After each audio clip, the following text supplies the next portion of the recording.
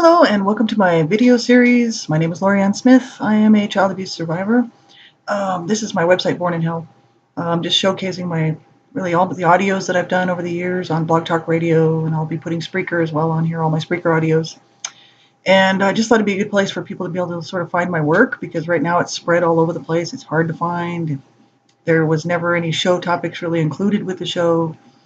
With any of the shows that I did, because I was doing so many at the time, I really was running out of time.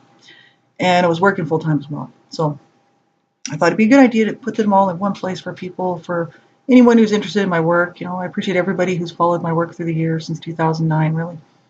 I've had a lot of support from a lot of people over the years, and a lot of good friends, made a lot of good friends along the way. And so I thank you all,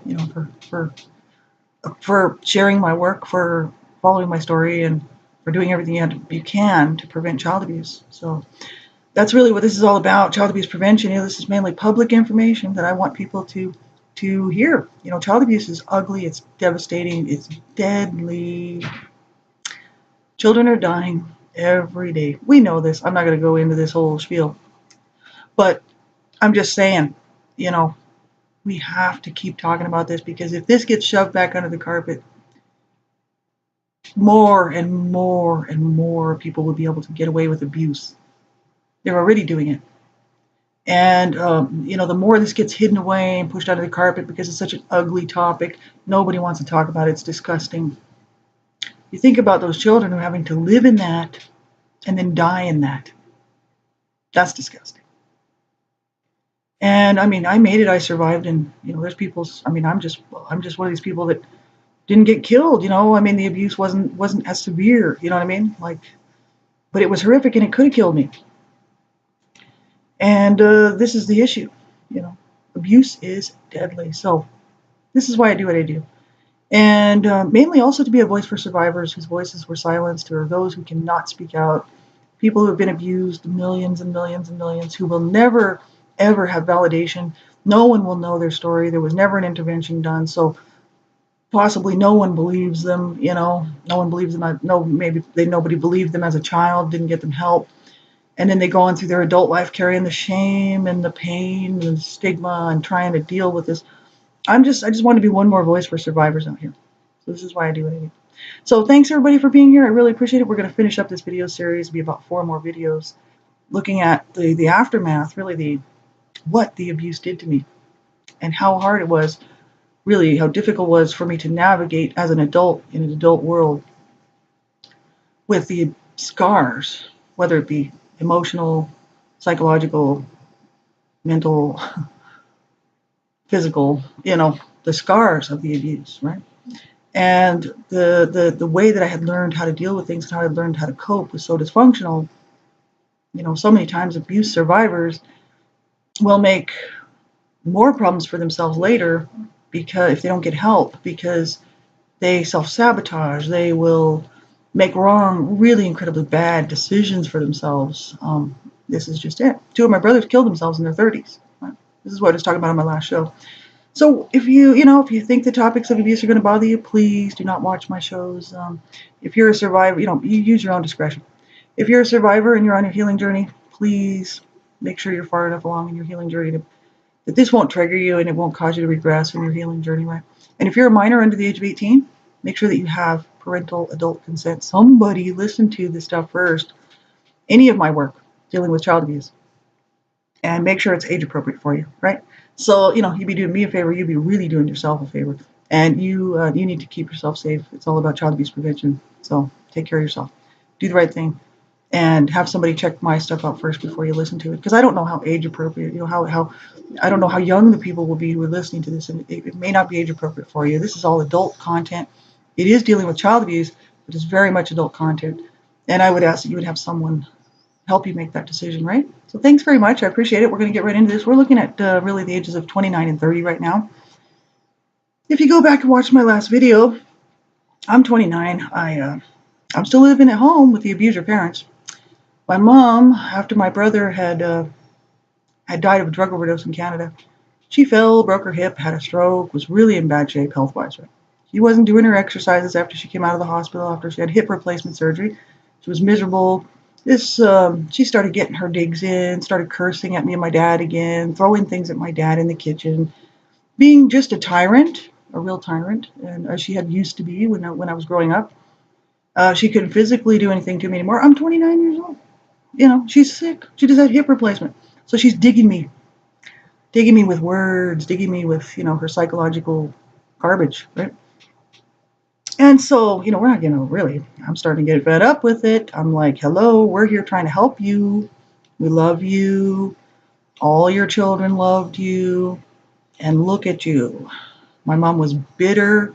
She'd say stuff like, rotten children never helped me, never helped me once, never helped me do anything. And my rotten husband, and always bitching, complaining about how bad her children were. And just how horrible her husband was, which my dad really was bad to her. That's why I like everybody to know what my dad did to my mother.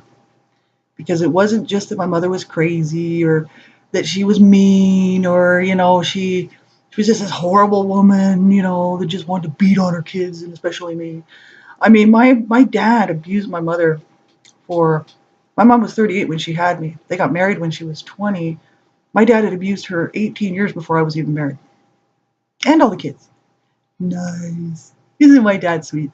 So anyway, I'm 29 years old. My mom started to get unhappy. So we had this big blowout because I got tired of listening to them fight. And they started screaming at each other and all this sexual stuff, Absolutely horrible. I don't even want to say it on the air because I think it's not appropriate. My mother would say the most disgusting things to my dad about their sex life. So my dad raped her, see? Over and over and over and over again. 7 children born. I don't know if the first were born out of rape, but I know that the last few were. So I mean, this has just been going on and on and on, and she hates his guts. So she says terrible, horrible, disgusting things to him. He's starting to fight with her. She's stroke level. So anyway, we have this big blowout, and I'm fed up. I'm like, look what you've done. You've destroyed your family, the two of you. Take a look. Listen to yourselves. I get mad. We have a blowout. My mom, I try to console her, and I also want the truth from her. I'm tired of listening to her saying that we were just these worthless piece of shit asshole children that never did anything for her. She never wanted them in the first place. I want to get from her the truth. So I dig a little bit and try to console her at the same time and say your children loved you because I wanted her to hear that. I wanted her to know that because she wanted to pretend that we just were terrible, right? And she had always been doing that. That's why she could justify beating on us, right? And my dad had done the same thing. So I'm sitting there, telling her, your children loved you. All of your children loved you very much. And she said, we didn't count. She turned over, rolled over, and looked me right straight in the face and said, I didn't want any of you. None of you meant anything to me. You're all worthless. You didn't count. I didn't want you. I didn't want children. And I thought, well, that's great because we just endured I just endured 29 years of abuse at your hands. Physical abuse, emotional abuse, psychological abuse. With my dad, it was physical abuse, emotional abuse, psychological abuse, spiritual abuse. I was sexually abused by my brother because my mother let him rape me every so often. It's not like she opened the door and said, there you go, there she is. She turned a blind eye. I don't see. I don't know. She turned a blind eye. She knew about it. So, I'm sitting there looking at her. I'm like, how could you do this? How, you kept us around. You could have let us go when the intervention was done. So this is what happened. I get mad. I'm pissed off. I go to hotel. She throws herself on the ground. This is where we left off. You can go back and watch that other video. So after the hospital, thing, right, I'm deciding I got to go. I got to move. I got to get away from them. And I start making my plans. I'm 29 years old. I'm going to get free of this woman and this man, these two people that, my parents that, I used to pretend, I used to think they kidnapped me because I couldn't believe they were my parents, but they were. So, I'm like, I got to get free, man. I got to get my own life going. I just spent the last adult years trying to protect my mother from my dad for many, many years because I was the last one in the house. And I'm like, I just gave up my adult years because I wanted her to love me. You can go back and watch that last video. So I decided I got to move, and I'm thinking I got to go to Canada. And in the meantime, within about 7 months, I've saved money. I sold my car. I only got about like $400 or $500 for my car. It was really a junker. And it had made several trips back and forth to Grand Canyon. It was old already. It was already kind of, a junker when I bought it. And then it was really a junker after a few years. So I just sold it. I got a few $100s for it. I saved a few bucks, tried to pay off some bills before I left of my own credit card bills and stuff like that. Couldn't quite get those paid off, but I thought, well, I'll pay the rest off in Canada. I went up there without a job. And as I'm leaving the house for the last time, saying goodbye to my mother, she's sitting at the table. This whole time, since she came home from the hospital, saying that I'm the one that had caught that had hurt. She threw herself into her dresser and cracked her head. Had to go to the hospital. You can watch that last video. Said that, and she says, "I'm going to tell him you did it." Good thing my dad was a witness, and he actually stood up for me. Because I'm telling you, I was like, I'll just tell him what you did to me, So, she was horrible. Well, after that whole episode, I'm working, saving money. I'm keeping the peace because I'm still living at the house. Well, my mom knows I'm going to go, but she's thinking she could kind of con me again, right? As she always has. If you go, who's going to protect me from your father from raping me? Well, now that he's not raping her, she has to think of something else to say. Well, now if you go, if you leave, I'll die. I'll just die. So she wants me there because she doesn't want to have to deal with my dad because she hates my dad. But as we discussed in the last video, she's been using me my whole entire life, right? So I'm like, gotta go, Mom. Gotta go. This time I'm making a clean break. You'll be fine. You and Dad will continue on with your lives. You can kill each other. I don't care. Whatever. You know what I mean? Because I'm moving on to freedom, I'm thinking, right? And, I'm thinking I'm going to go. I'm going to get my life together no matter where it takes me because I got to get out of this shit, She's trying, if you go, what am I going to do? I'll be sitting here with your father. He won't even help me stay alive. I'll be dead. Trying to guilt me into staying, right? Well, on the day that my flight was going to leave, because I was flying up to Canada to stay with my bro for a few weeks till I can get settled someplace, get a job or whatever. I just tell her, I've got to go. This is it. I love you. I have always loved you. And now it's my turn. I've got to go. I've got to live my life. I give her a kiss on the top of the head. She's not looking at me. And I walk out the door. And I go to the airport. And I get on the plane and I'm thinking, what a fucking nightmare. It's all been so incredibly too much. 29 years of emotional, psychological abuse from both my parents, Physical abuse, child sexual abuse, it's all too much. But I've kind of tucked all that stuff behind, but I'm tired. I'm already freaking tired. I was tired, like I said, from when I was born, right? Yeah, because I was born into hell.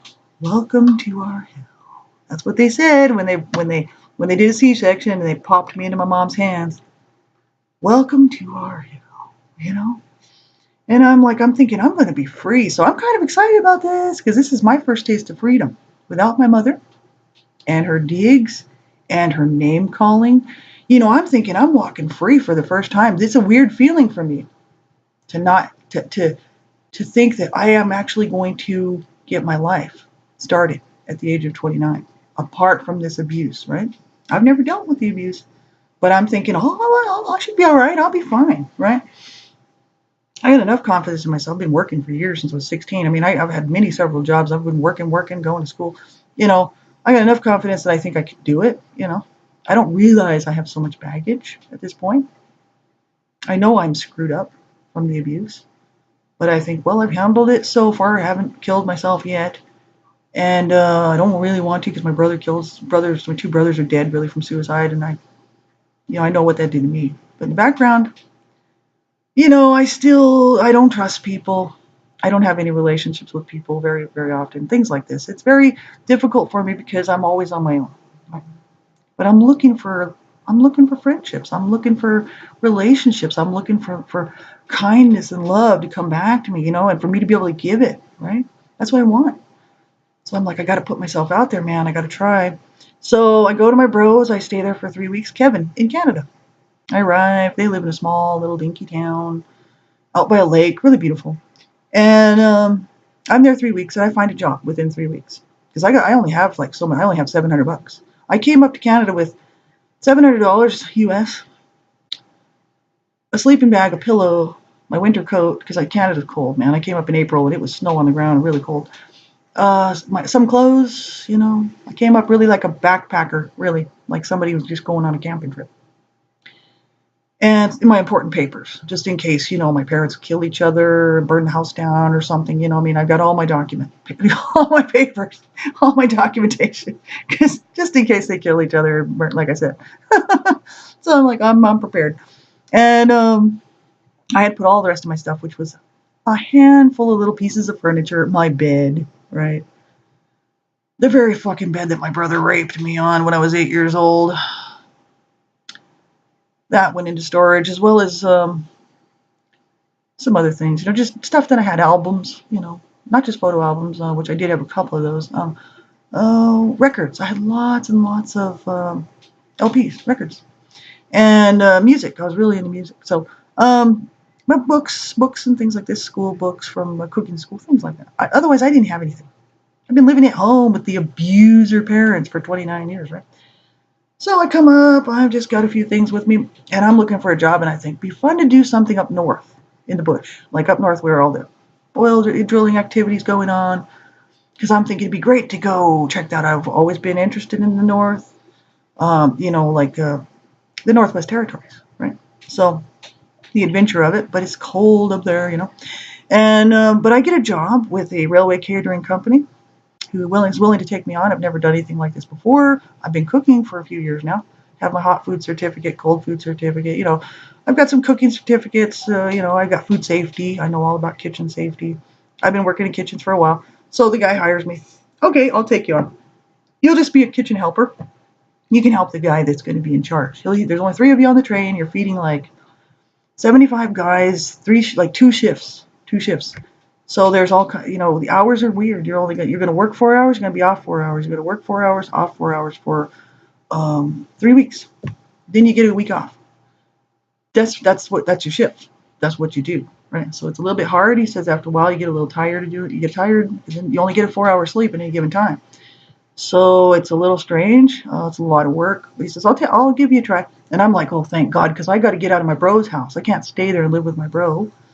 I don't want to put a damper on things. You know what I mean? He's really not happy that I'm there. My brother Kevin and his wife, they have a beautiful little house. They worked hard to get it the way it was, you know. And they really had put a lot of effort into their life, you know, to get what they had. And it wasn't, you know, none of it came easy. But they did a good job, you know. And they had such a nice little haven there, like a little haven house, right? Really beautiful.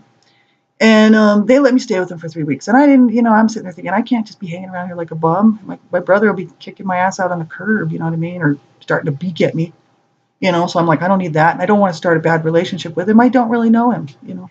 It was fun to actually spend some time with him. But I find out that he's not really happy that I've come up. He says, you know, I moved up here years ago when I was on the streets. I was like, before you were born. He was 15 years old. He turned 16 when I was born. So he was 15 years old and he had already left the house because of the abuse. He's like, I was on the streets, you know, I could, you know, he was like, I just wandered around, you know, and I came up to Canada because I just figured that I was Canadian. I better go back to Canada. I didn't want to be in the draft, you know, for Vietnam and all. He's Canadian. So he went up there. He also went to India. He did a lot of interesting things. But anyway, he's like, I went 2,000 miles to get away from all of you. But he doesn't say get away from my parents. He doesn't say get away from our parents. He doesn't say I moved 2,000 miles to get away from mom and dad. He doesn't say that. He says, I moved 2,000 miles to get away from all of you. And I'm sitting there going, well, I was fucking just like 2 weeks old. So what the hell did I do to you that kind of fucking counts in there? But I don't say anything because I'm like, I don't want to start the situation off bad with my brother, you know, because I mean, whatever. But I get what he's saying. He had to get away from them too, right? So he didn't want me coming up here to remind him that he had this extremely fucked up family. I'm just a reminder, see? And that's sad, but that's true. He wishes that he could just put it all away in the little drawer. You know, I put the abuse away. I didn't put my family away. Now I did after, and I'll tell you why. Okay, but anyway, He thinks I'm probably maybe going to cause problems for him. I really don't know. I don't know what he's thinking. You know what I mean? So anyway, I get this job and I go, and it's summertime. It's actually just coming summer. It's like May. Up here, that is spring, and it's really snow on the ground still. But to me in Albuquerque, it's summertime. So actually, I mean, it's really still spring. Well, I get this job and I go, and the very first day I'm there, just with the boss guy. He's showing me around a little bit. He says, "This will be your bunk. You know, this is where you room. You had your own little room with your own, lock on the door. It was really cool on the train. And there's the bathroom. You have to share it with the guys. Sorry, there's no female, male bathrooms. It's all just one for the cooks, right? So he says, but everybody on here knows that they have to keep their bathroom clean. So, if I hear any complaints about the guys making a mess and not cleaning it up, or you, I'm going to have something to say about it. You have to keep it clean because all of you are using it. And so you have to take turns cleaning it, or whatever you want to work out. Somebody's got to clean it. And it's whatever really the boss says. And I'm like, okay. So I hadn't met the boss at this time. And then he spends a few hours with me going over things, go running through what's what, where the food stuff is, the pantry, where all the the freezers and the refrigerators, and showing me how to operate the stoves and all this stuff, and do you know how to work the fryers, and he wants to find out kind of what I know. And so eventually the head guy comes, and he arrives, right? Because we're all arriving in pieces, because this is a contract that we're on probably for 6 months to work with CP Rail, right? And we're gonna cook for the guys on the tracks while they fix the railroad ties, right? And the tracks, like the ties, the railroad ties. So we're gonna be on the railroad track for 6 months. It was the opportunity of a lifetime for me, right? To see Alberta, where I actually live right now, Alberta, Calgary, Alberta. But just to be able to see Alberta, it's a beautiful, beautiful province. And I thought, this is just such a great opportunity. I just left my abuser mother. I'm starting to breathe a little bit, you know what I mean? I'm starting to feel good, because I'm like, oh, I'm starting to relax. And I'm like, God, this feels so good, I'm not getting digged at, I'm starting to feel a lot better, and I'm thinking, this is really going to be great, right? Well, here comes I'm just sitting there enjoying myself, having coffee, right, talking to this guy. And here comes the guy that's going to be the head guy, the head cook, right? He's the lead guy, he's in charge, right? So there'll be 3 of us on the train. And he comes and he goes to the other guy that was helping me out, goes to talk to him, and he's the boss, right? And he's like getting his paperwork ready and talking to him and everything. And that guy looked over at me and he smiled. And because I guess they said, that's your helper, right? And he just smiled at me, nice smile. And I looked at him and I thought, my eyes went like this, boing, like literally. I was like, hey, I think I like this guy. He's friendly, right? So he sits down, he shakes my hand, very polite, very mature. He's quite a bit older than me, but I don't know how old. And good looking man, right? And just nice smile, very, very pleasant. And it doesn't look like there's anything behind it. It doesn't look like he's trying to be somebody else. He looks very much like he's showing me who he is. And I'm just like, hey, I think I'm going to be really comfortable with this, because he really seems like a nice guy. We start talking right away. We hit it off right away, talking and laughing. And, I told him, I said, I hope I can help you, because I've never done this before. He's like, oh, you'll be fine. You'll be fine. He says, I won't make you work too hard. He's a really good guy. He's my boss, right? So here comes the other guy, this other guy that's going to be on the train with us. And he's real nice. And I'm thinking, this is totally going to work, because I was kind of worried. I'm going to be the only woman on this train with a whole, 80-something guys. I'm not worried about being raped, you know what I mean? I'm kind of thinking, are they going to be ogling me and shit? You know what I mean? I'll be in a uniform, which is fine, but it's just I'm used to working around guys in the kitchens, right? But there's usually at least one more woman around somewhere, right? Waitress or something, right? So it's like, I'm like, this will be all right. This will be all right. These guys are fun. And they're used to having women helpers. This is the thing. I didn't know this. They're used to having a woman helper. They're totally cool with it. And we start our shifts. We head out. We're on the train. We're on the train tracks, riding down the train tracks, having a good time. I'm thinking, this is the coolest thing ever. And what we would do is they would park, and wherever they were going to work, they'd park the train, and they would fix the tracks, and we'd be there for a week or 2. And then they'd move on from there, and we'd move the train again. You had to put, had to take everything down, put it all away, because the train's moving and things are rattling, right? So it's a lot of work, right? But I'm starting to enjoy it. Well, after a few weeks, me and the boss, his name is Cecil. We hit it off really well. That's my husband today.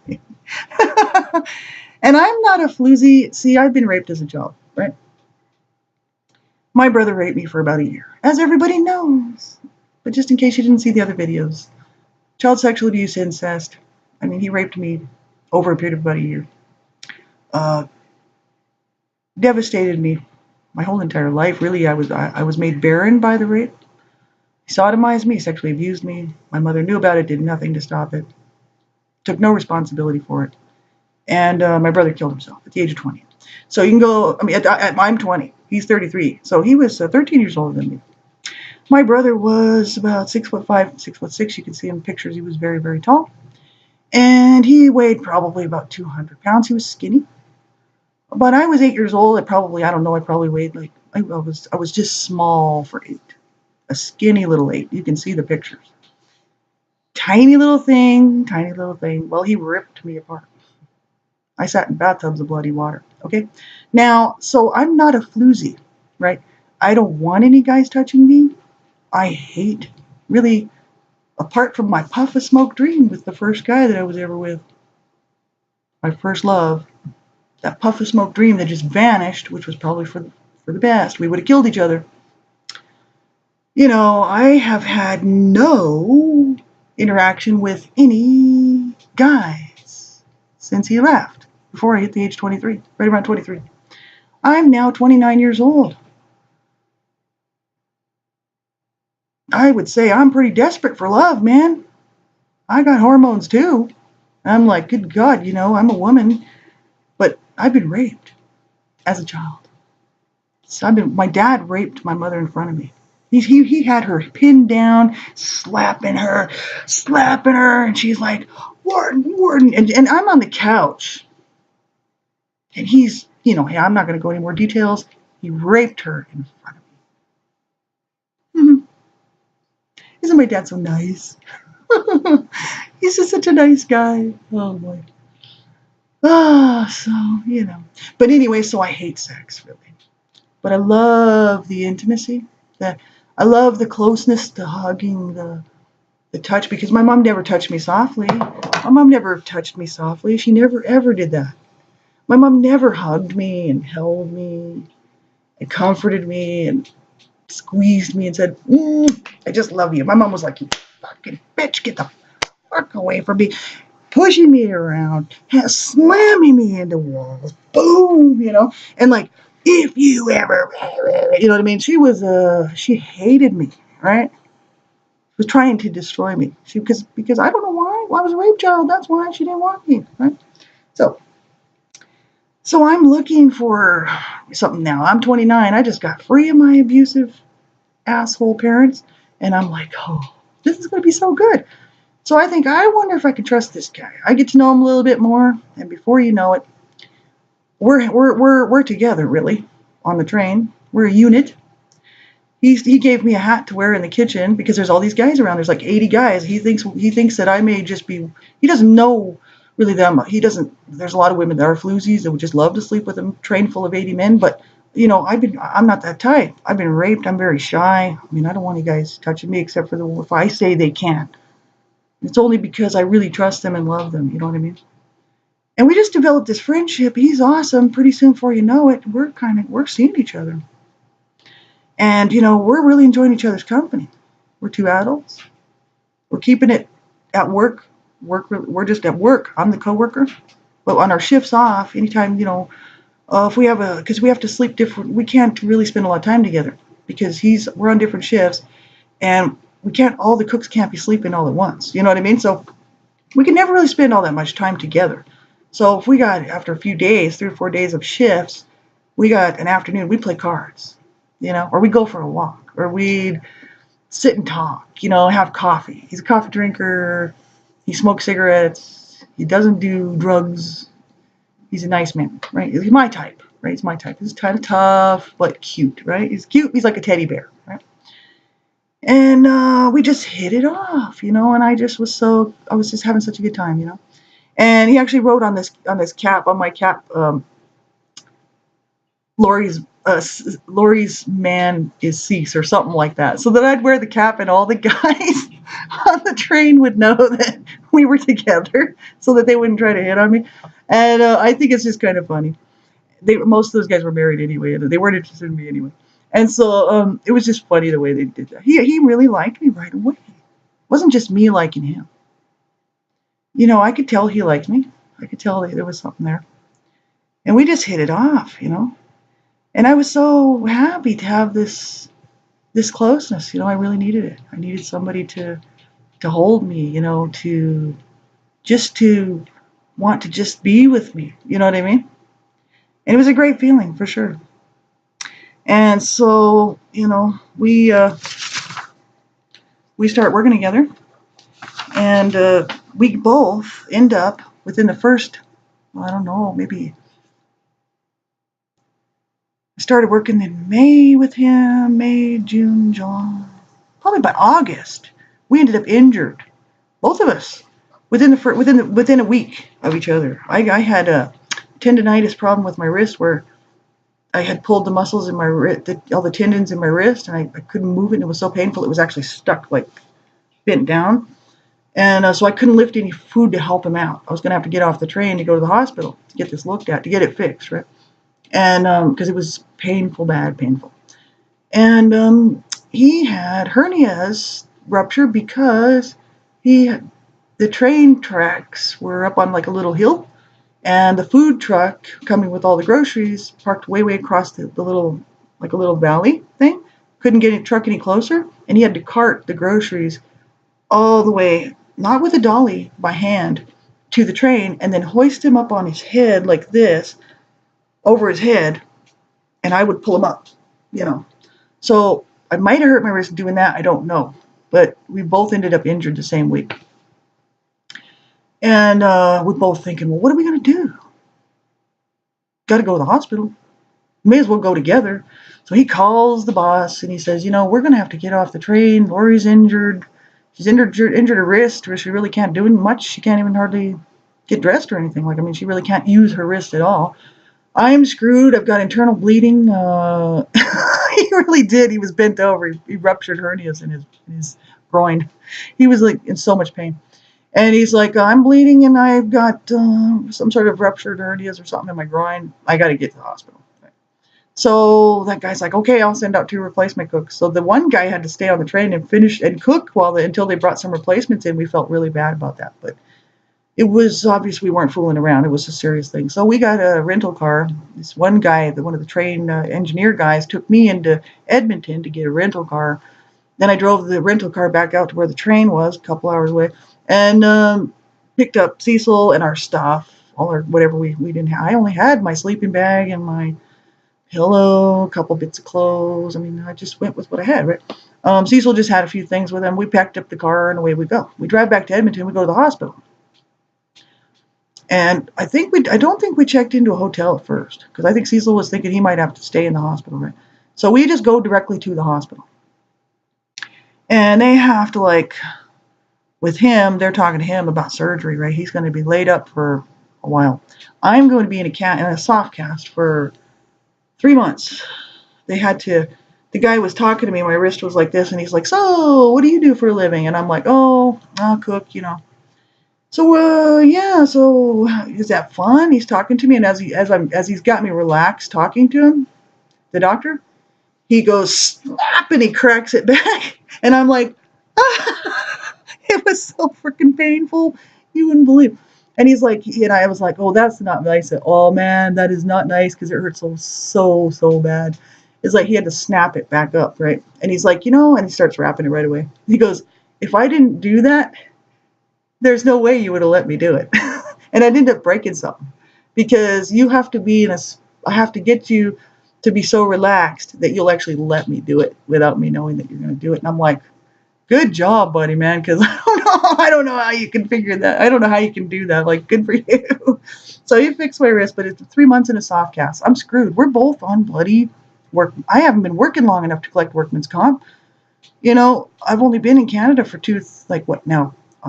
April, May, June, July. I've only been in Canada 5 months. I'm with this guy that I really don't know. I mean, I kind of know him. We've been hanging around. We've been sleeping together. I really like him. At this point, I don't know if it's love or not. I don't know. I'm not sure about my feelings, but I know for sure that I like him because I wouldn't let any guy touch me. See? Because I was raped as a child. See, so nobody touches me, right? Not unless I say so. And it's the one that I choose and I trust and I have some feelings for, right? Not just sex. Has to be something else. So I think, well, I like him. I think I love him. You know what I mean? And I wouldn't let him touch me otherwise. This is all going through my mind. See, he doesn't know really about all the abuse, right? I did tell him that I was sexually abused because I have a problem with men touching me. Okay? That's as much as I'm saying. So, he I had to clue him in a little bit on that, but doesn't know about any of the other stuff. So so he's like, I don't know. He says, I guess I have to stick around. I got to have surgery and stuff, and I'm going to be out of work for a long time, maybe 6 months. I can go on workman's comp though, but I don't know, because you're not going to have any income coming in. You're going to be screwed. He's like, I could go back to my sisters, and I don't know, can you go back to your brothers? And I'm like, I really don't want to go back to my brothers. I just don't know him that well. 3 weeks there, I think, I overdid my welcome with him anyway. Not his wife so much, but I think with him. I'm like, I think that, I don't know what I'm going to do, to be honest with you. And he's like, well, do you want to get a hotel room for 1 month? And we'll see, because we had to get other things done with these tests and stuff like that around the hospital. So we got a hotel really close, like a motel, really close to the hospital. I was going to have to keep going for checkups. He said, let's just do a month at a motel. We'll split, the costs and everything. Because I had made some money, right, while I was working. And he says, and we'll see how it goes. Right? So we do. We get this motel. And he's sick and I'm injured, but we really enjoy each other's company, see? It's like he was lonely before he met me. He was very lonely. He was divorced, separated from his wife, divorced for many, many years. He had 2 boys, 2 sons. They lived in England. And he had just probably been seeing women, around wherever, whoever. I don't think he was that kind of a guy, just like a tramp guy, but he probably had his share of, going out and stuff. He's a handsome man, and he's interesting and fun and nice, So I'm thinking, but he was lonely, just like me. He didn't want to go back to his sister's, hang around in her basement, He didn't want to go. We were starting to enjoy each other's company, see, and we'd laugh, and we'd have a good time. Well, that first week in that motel, I'm just gonna finish this off and we'll move on to the next one. But that first week at that motel, I wanted some pain relief for my wrist, right? And I'm sleeping, and I have a nightmare about the abuse, mainly from my mother. And I wake up and I'm sobbing and crying, but out loud, man. And I'm just out loud crying and freaking out, And I'm like, my mom abused me. I'm freaking out. And Cecil's like, whoa, here, come here. So he's trying to comfort me, and he's like, what the hell? And I filled him in a little bit at that time and told him, what she had done to me. The beatings, the burning, just trashing me. And the psychological abuse, So, I did tell him, a little bit about it, and he was just he's like, I'm so sorry, and he just held me, and it's what I needed. I really needed that, because nobody really had ever done that for me before. And we hit it off, And after the first month, we realized we're going to have to stick around Edmonton for all these exams. He had to go for surgery. I had to keep going to get my wrist checked on. And he says, let's just get an apartment. And we're looking at each other like, do we really want to do this? I like you. You're nice. I think I might love you.